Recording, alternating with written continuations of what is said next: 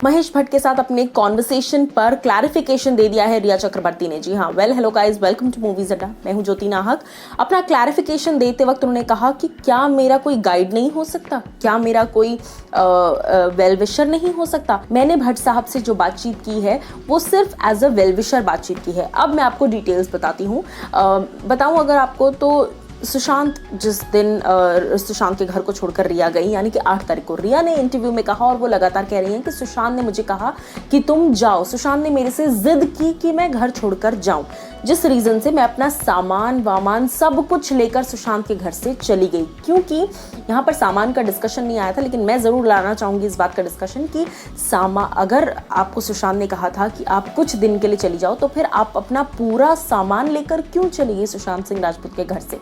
दूसरा सवाल कि रिया ने कहा कि मैं सुशांत के कहने पर ही घर छोड़कर गई थी और फिर जब मैं चली गई उसके बाद मुझे काफ़ी बुरा लगा। लेकिन यहाँ पर क्वेश्चन इस बात का उठता है कि रिया चक्रवर्ती ने महेश भट्ट साहब को ये मैसेज किया है that your call was a wake up call for me, I can finally see the light. अब मुझे फाइनली रोशनी नज़र आ रही है और वेकअप कॉल था आपसे बात करना, और अब मुझे ऐसा लग रहा है कि मुझे मेरी लाइफ में एक वजूद मिल रहा है आपसे बात करके। जहाँ पर महेश भट्ट ये कहते नजर आते हैं कि इस चीज़ को अपनी लाइफ में इतना अफेक्ट मत होने दो, यू आर माई चाइल्ड, और इस तरह की बातें, which is very much obvious. लेकिन यहाँ पर सवाल इस बात का उठता है कि अगर रिया को निकाला गया था तो फिर वो इस तरह से क्यों कह रही है महेश भट्ट साहब को कि आपके कॉल से मुझे वेकअप कॉल मिला है, मुझे हिम्मत मिली ये स्टेप लेने की, यानी कि उसके घर से निकलकर आने की। और ये चैट्स है 8 जून की।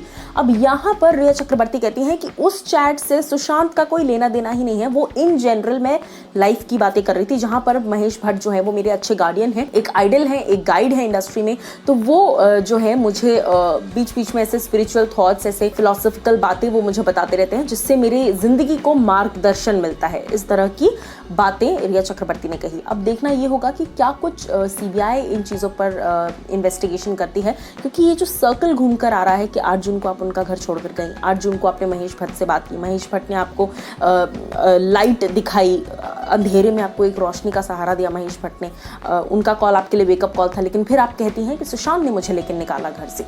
तो कहीं ना कहीं चीज़ें बहुत कॉन्ट्रास्ट है, प्रूफ्स बहुत कॉन्ट्रास्ट है। तो क्या कुछ आप कहना चाहेंगे इस पर, या आप मुझे बताइए नीचे दिए गए कॉमेंट सेक्शन में।